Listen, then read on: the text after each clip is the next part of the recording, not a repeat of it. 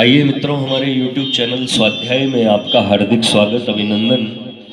आज हम आपके लिए लेकर आए हैं बगुला उड़ गया नामक छोटी सी कहानी, जो छोटी, रोचक और सरल भाषा में है, जिससे मनोरंजन के साथ विविध विषयों की जानकारी बढ़ती है तथा जीवन को पवित्र बनाने में मदद मिलती है, जीवन को पवित्र बनाने की प्रेरणा मिलती है। अगर आपने हमारे चैनल को लाइक और सब्सक्राइब नहीं किया है तो आपसे निवेदन है, कृपया चैनल को लाइक और सब्सक्राइब अवश्य करें।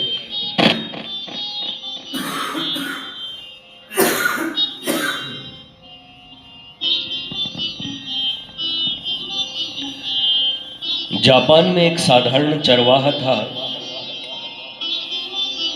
उसका नाम था मुसाई। एक दिन वह गायें चरा रहा था। एक बगुला उड़ता आया और उसके पैरों के पास गिर पड़ा। मुसाई ने बगुले को उठा लिया। संभवतः बाज ने बगुले को घायल कर दिया था। उजले पंखों पर रक्त के लाल लाल बिंदु थे। बेचारा पक्षी बार बार मुख फाड़ रहा था। मुसाई ने प्यार से उस पर हाथ फेरा, जल के समीप ले जाकर उसके पंख धोए, थोड़ा जल चोंच में डाल दिया। पक्षी में साहस आया। थोड़ी देर में वह उड़ गया। इसके थोड़े दिन पीछे एक सुंदर धनवान लड़की ने मुसाई की माता से प्रार्थना की और उससे मुसाई का विवाह हो गया। मुसाई बड़ा प्रसन्न था। उसकी स्त्री बहुत भली थी। वह मुसाई और उसकी माता की मन लगाकर सेवा करती थी। वह घर का सब काम अपने आप कर लेती थी। मुसाई की माता तो अपने बेटे की स्त्री की गांव भर में प्रशंसा ही करती फिरती थी। उसे घर के किसी काम में तनिक भी हाथ नहीं लगाना पड़ता था। भाग्य की बात, देश में अकाल पड़ा, खेतों में कुछ हुआ नहीं। मुसाई मजदूरी की खोज में माता तथा स्त्री के साथ टोक्यो नगर में आया। मजदूरी कहीं जल्दी मिलती है।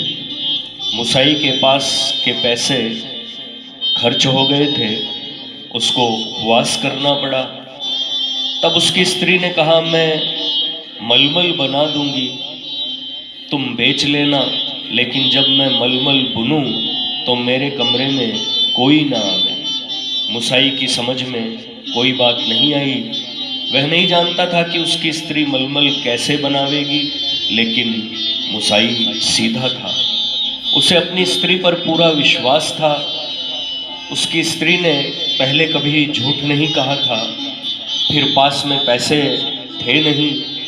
किसी प्रकार कोई पैसे मिलने का रास्ता निकले तो घर का काम चले। मुसाई ने स्त्री की बात चुपचाप सुन ली। स्त्री जब उससे कुछ मांगती नहीं तो उसकी बात मान लेने में हानि भी क्या थी। उसने अपनी माता से कह दिया कि जब उसकी स्त्री अपना कमरा बंद कर ले तो कोई उसे पुकारे नहीं और न उसके कमरे में ही जाए। दूध के समान उजला मलमल और उस पर छोटे छोटे लाल छींटे, मुसाई की स्त्री ने जो मलमल बनाई वह अद्भुत थी।